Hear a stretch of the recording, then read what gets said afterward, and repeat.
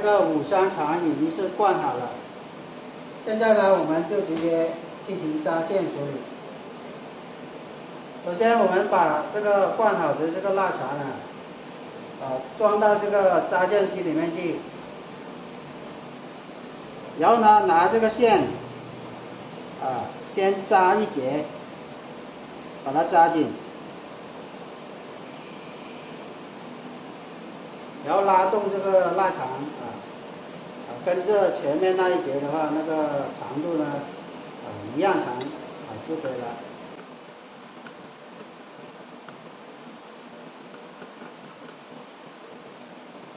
然后呢，这个时候呢，我们就可以直接摇动这个扎线机，把它扎成结就可以了。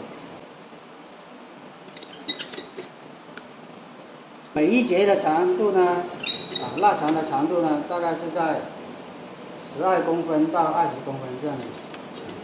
长度呢，根据自己的要求来，去定就可以了。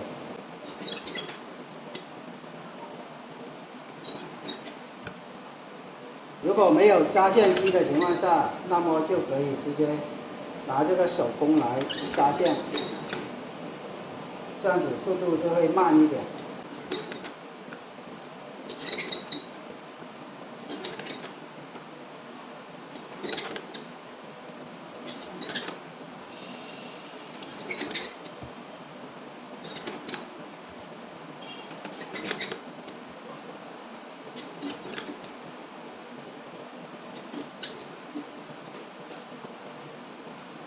扎到后面之后呢，我们把这个线把它剪掉，然后呢，扎紧就行了。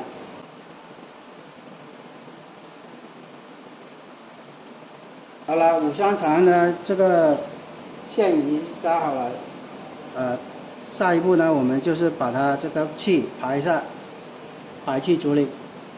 好了，这个时候呢，我们的广式五香肠呢，已经是扎好线了。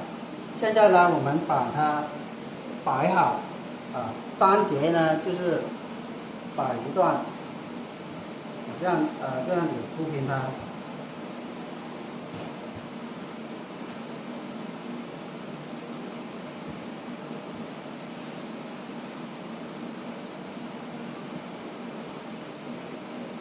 摆好之后呢，我们就直接用这个排气针来进行排气处理。排气的目的呢，就是使它这个肠衣在这个肉发酵的过程中避免它这个那个气排不出来，导致呢破裂爆开所以说呢，一定要排气处理。无论是风干还是这个烘干，都需要排气处理的。现在我们拿这个排气针往这个腊肠表面去按压，扎穿它，进行排气。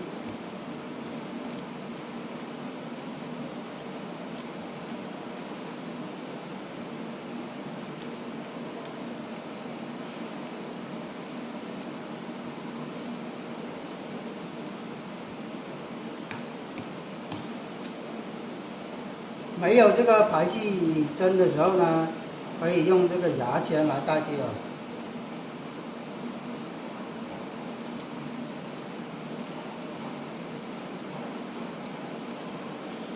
好了，排好气之后呢，我们直接拿这个绳子这个毛线把它扎好，方便呢就是挂起来烘干或者是风干这样子扎好就可以了。每一节呢3节呢就是扎一条就可以了。